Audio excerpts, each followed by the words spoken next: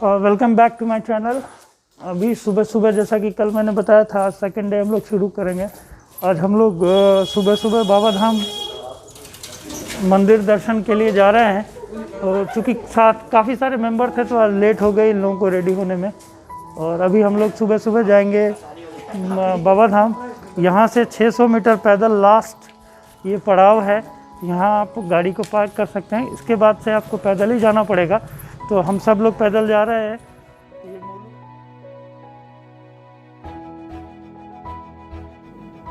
ये मंदिर का रास्ता यहाँ से शुरू हो रहा है और आप देख रहे होंगे दोनों तरफ काफ़ी सारी दुकानें हैं। आपको काफ़ी सारी मूर्तियाँ और शिवलिंग और ये सब मिल जाएंगी। और रास्ते में नाश्ते की भी दुकान है। अगर सुबह सुबह आप आते हैं तो दर्शन करने के बाद वापस आप भोजन भी कर सकते हैं या कुछ नाश्ता वगैरह करना हो तो वो भी कर सकते हैं। और ये रास्ता शुरू हो गया है। ये देखिए आप जा रहे हैं बाबा मंदिर की तरफ, हमारी येलो टीम। और काफ़ी धार्मिक माहौल आसपास का। और एक सुबह सुबह जब आप निकलेंगे दर्शन करने, जैसा कि आपको बताया पिछले वीडियो में बताया था कि सुबह 6 बजे से लेकर शाम को 4 बजे तक ही आप गर्भगृह में शिवलिंग के दर्शन कर सकते हैं। तो हम लोग सुबह सुबह ही निकले हैं। तो अभी हम बढ़ रहे हैं मंदिर की तरफ। आइए आगे चलते हैं।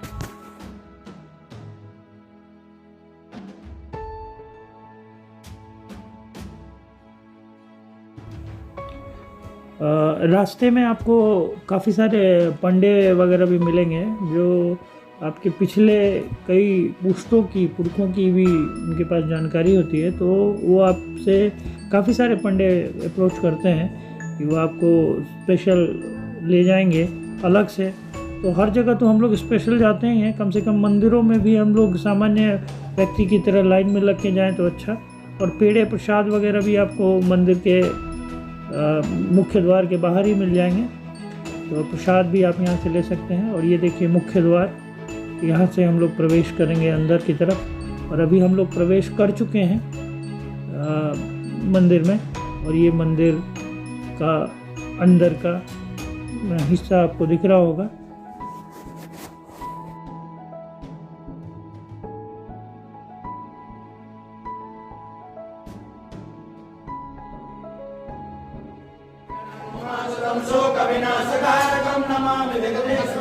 अभी हम लोग बाबा के मंदिर में आ चुके हैं।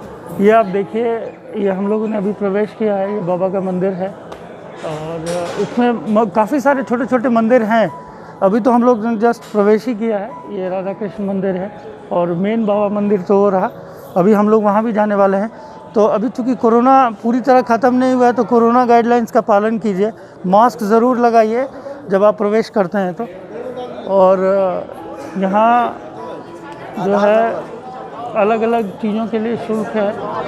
शादी अगर करवानी है तो 50 रुपये का शुल्क है। वीडियोग्राफी के 100 रुपये का शुल्क है।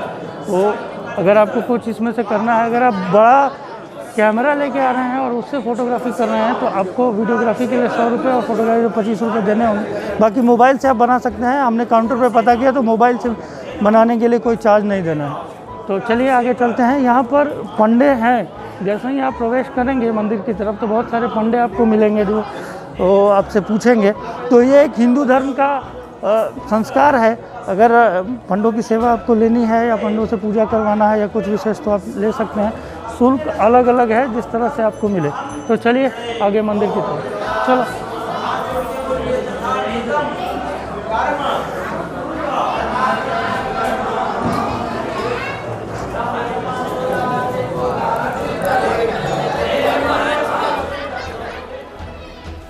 वैसे तो देश भर में कई सारे शिव मंदिर हैं, लेकिन ज्योतिर्लिंग के दर्शन का अपना ही महत्व है। ज्योतिर्लिंग कहते हैं कि ज्योतिर्लिंग के दर्शन से आपको अक्षय पुण्य मिलता है। और बहुत सारे वैदिक पुराणों मान्यताओं के अनुसार ज्योतिर्लिंग के दर्शन करने से ही, मात्र से ही आपके कई सारे कष्ट दूर हो जाते हैं। और जैसा कि आप लोग शायद जानते होंगे कि शिवलिंग और ज्योतिर्लिंग में एक मूल अंतर है कि शिवलिंग जो है वो मानव निर्मित भी हो सकता है और स्वयंभू भी हो सकता है, लेकिन जो ज्योतिर्लिंग है वो स्वयंभू ही है। और इस बाबा बैद्यनाथ धाम मंदिर की कहानी भी बड़ी रोचक है। कहानी के अनुसार रावण ने एक बार हिमालय पे भगवान शिव की घनघोर तपस्या की। उसने अपने 9 सिर काट के रावण ने शिव जी को चढ़ा दिए थे।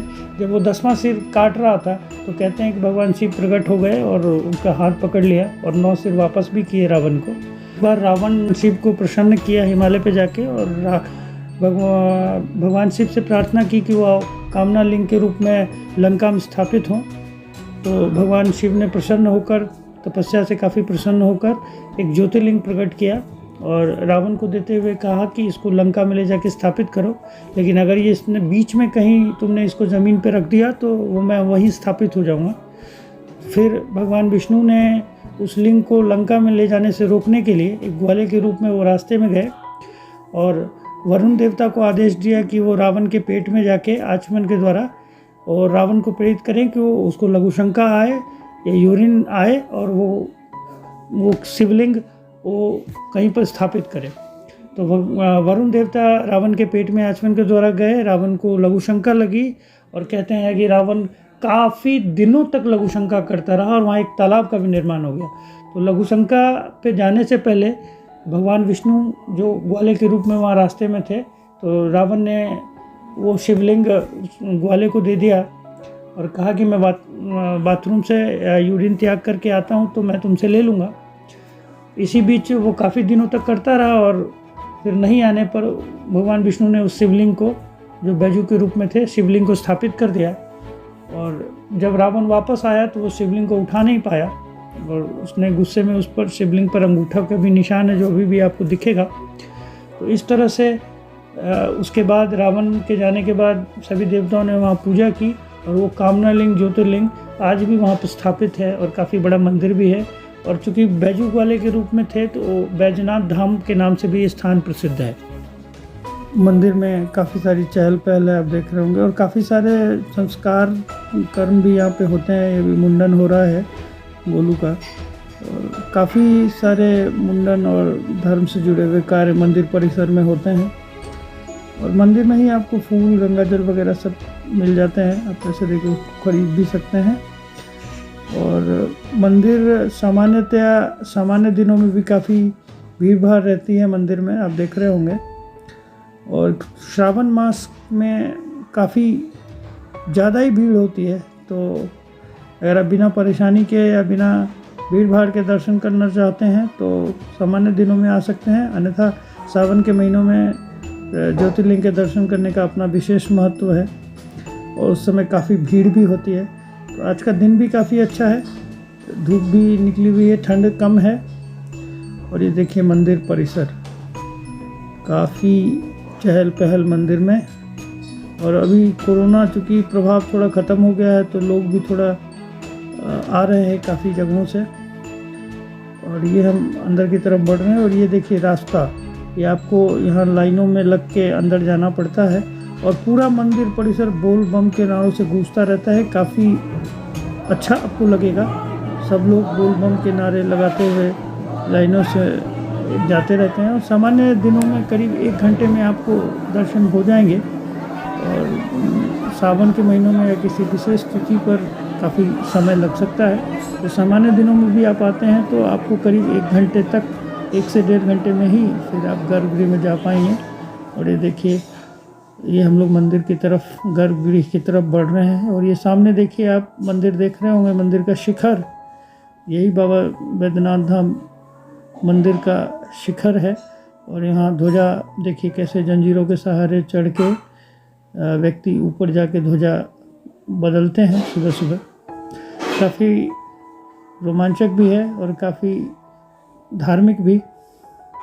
तो हम लोग रास्ते में आगे की तरफ बढ़ रहे हैं।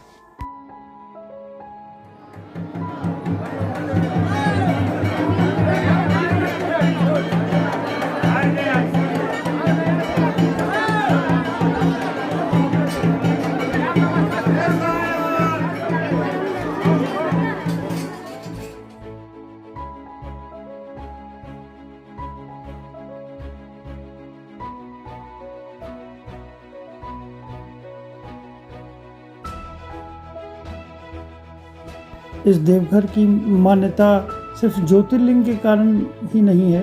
कहते हैं कि राजा दक्ष ने जब एक बार यज्ञ किया था और शिव जी को आमंत्रित नहीं किया था, तो पार्वती जी वहाँ चली गई थी और दक्ष अपने पिता दक्ष के यज्ञ कुंड में उन्होंने जान दे दी थी। और शिव जब उनको लेके नृत्य कर रहे थे तो भगवान विष्णु ने अपने सुदर्शन चक्र से उनका शरीर खंड खंड कर दिया था। तो एक हृदय का जो हिस्सा है माता सती का, वो यहीं गिरा था। इसको हार्द पीठ भी कहते हैं। तो ये एक शक्ति पीठ भी है। ये ज्योतिर्लिंग तो है ही और शक्ति पीठ भी है। काफ़ी प्रसिद्ध और काफ़ी धार्मिक जगह कहते हैं। यहाँ दर्शन करने मात्र से ही बहुत सारे शरीर के कष्ट जो हैं और जीवन में जो कष्ट हैं वो मिटते हैं। और जैसा कि आप जानते होंगे पूरे भारत में करीब 12 ज्योतिर्लिंग है। तो उन 12 ज्योतिर्लिंगों में से एक ये ज्योतिर्लिंग, और जितने 12 ज्योतिर्लिंग हैं कहते हैं पुराणों में मान्यता है कि ये सारे ज्योतिर्लिंग एक शरीर हैं। और अंतिम में व्यक्ति को नेपाल, जो अभी वर्तमान में नेपाल काठमांडू में स्थित पशुपतिनाथ मंदिर है, उसके भी दर्शन करने पड़ते हैं और वो सर है। तो सारे 12 ज्योतिर्लिंग शरीर और पशुपतिनाथ सिर है। तो जब आप पूरे 12 ज्योतिर्लिंग के दर्शन कर लें तो एक बार पशुपतिनाथ के भी दर्शन करिए। और ये उन 12 ज्योतिर्लिंगों में से महत्वपूर्ण ज्योतिर्लिंग, इसकी कहानी अभी मैंने आपको बताई। तो आइए आगे की तरफ बढ़ते हैं।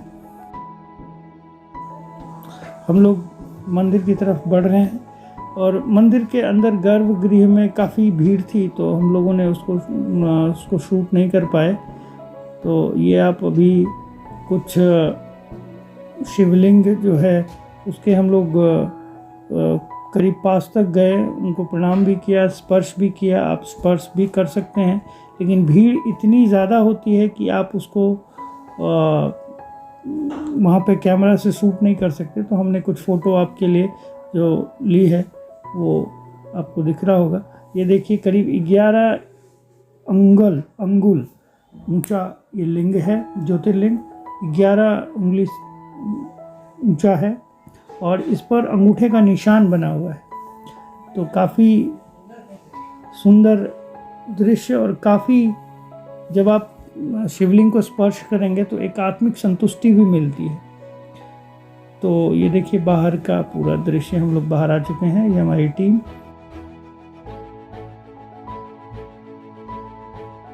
यहाँ लोग श्रावण के महीने में डाक बम और साधारण बम के रूप में आते हैं। डाक बमों को 24 घंटे में भागलपुर में के सुल्तानगंज में जो उत्तर वाहिनी गंगा है वहाँ से जल लेके 24 घंटों में 105 किलोमीटर की यात्रा करके जल चढ़ाना होता है। तो वो डाक बमों के लिए प्रशासन की तरफ से भी अलग से सुविधा मिलती है। और साधारण जो बम है वो भागलपुर के सुल्तानगंज से जल लेके और विभिन्न वाहनों के माध्यम से, जो 105 किलोमीटर है वहाँ से सुल्तानगंज से ये आपका देवघर, तो वहाँ से आ सकते हैं। वहाँ उत्तर वाहिनी गंगा का जल यहाँ चढ़ाया जाता है। कहते हैं कि भगवान रामचंद्र ने सबसे पहले वो उत्तर वाहिनी गंगा से जल लेके यहाँ चढ़ाया था, तब से ये प्रथा चली आ रही है। तो देवघर में सुल्तानगंज से जो जल लाके, उत्तर वाहिनी गंगा का जल लाके यहाँ चढ़ाया जाता है। तो ये हमारा पूरा वैद्यनाथ मंदिर का दर्शन समाप्त हुआ। आपको अगर ये कंटेंट पसंद आया तो चैनल को लाइक करें, शेयर करें, सब्सक्राइब ज़रूर करें। आप लोग चैनल देख रहे हैं लेकिन सब्सक्राइब नहीं कर रहे हैं, तो आप सब लोगों से निवेदन है कि चैनल को ज़्यादा से ज़्यादा सब्सक्राइब करें, लाइक करें और शेयर करें। बोल बम, हर हर महादेव।